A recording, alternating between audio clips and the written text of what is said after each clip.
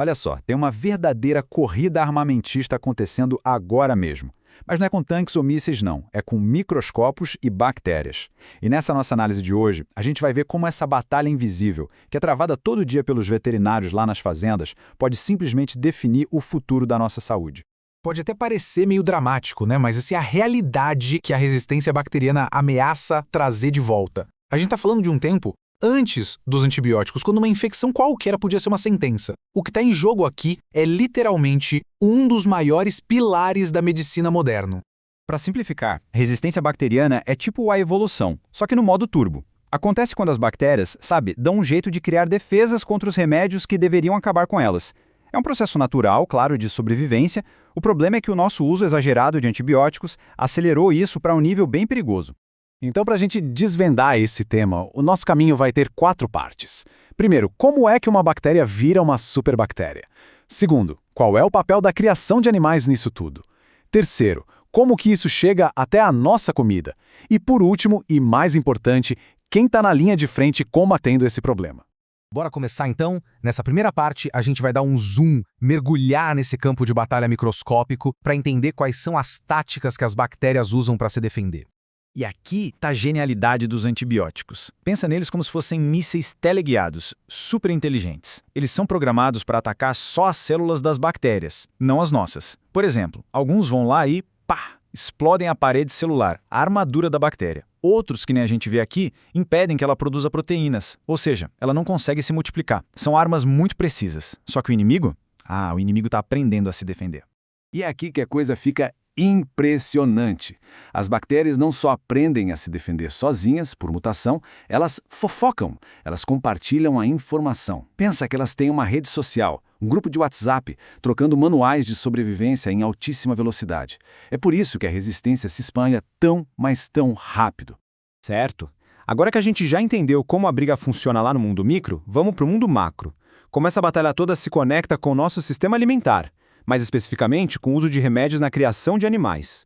80%. Para pensar nesse número, a imensa maioria dos antibióticos vendidos no mundo não é para gente, é para animais. E o que isso faz? Funciona como um filtro gigantesco e constante. Só as bactérias mais fortes, as mais resistentes, sobrevivem a essa exposição toda. E essas superbactérias nascem justamente onde? No ambiente que produz a nossa comida. Mas por que usar tanto antibiótico em bicho? Bom, basicamente por 4 motivos. O primeiro, mais óbvio, é a terapia. Tratar um animal que ficou doente. O segundo é a prevenção, a profilaxia. É como dar um remédio para evitar que o rebanho todo adoeça. O terceiro é o controle, ou metaflaxia. Quando um fica doente, você já trata todo mundo por precaução. E o quarto, esse é o mais controverso de todos, usar para acelerar o crescimento. E aqui mora o perigo. Uma coisa é tratar um bicho doente com uma dose alta e por pouco tempo. Resolveu? Acabou. Outra coisa bem diferente é colocar doses baixinhas de antibiótico na ração todo santo dia, só para ele engordar mais rápido. Isso não mata todas as bactérias, só as mais fracas. As fortes, elas sobrevivem, aprendem e se multiplicam. É basicamente um campo de treinamento para criar superbactérias. Ok, então vamos conectar os pontos. Como é que uma bactéria que ficou super resistente lá no animal, na fazenda, pode virar uma ameaça para quem está aqui na cidade?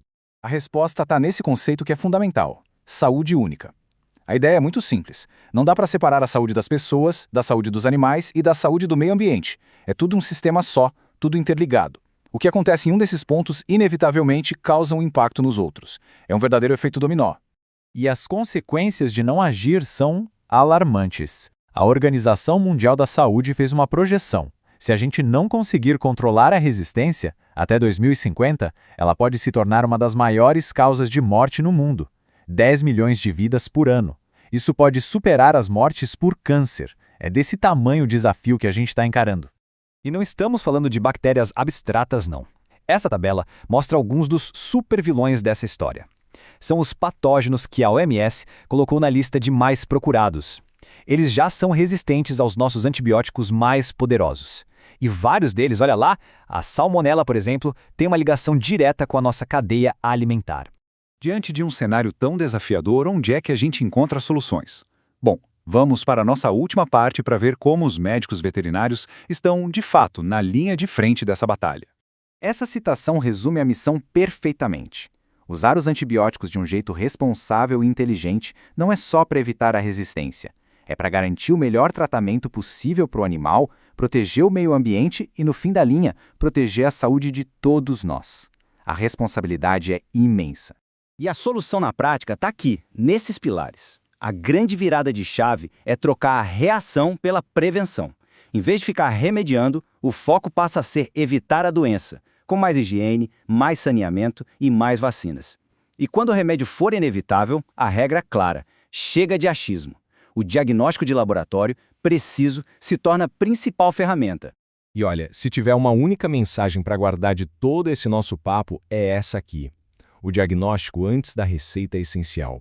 É parar de dar tiro no escuro. É saber exatamente contra qual bactéria se está lutando e qual é a arma certa contra ela. Porque tratar cegas só fortalece o inimigo. Cada receita errada é um ponto para eles. Para encerrar, fica esta reflexão. A conexão entre a fazenda e a farmácia nunca esteve tão clara. A luta contra as superbactérias exige um esforço em conjunto, onde cada receita, cada medida de higiene e cada escolha que a gente faz conta. A questão que fica no ar é: estamos como sociedade à altura desse desafio?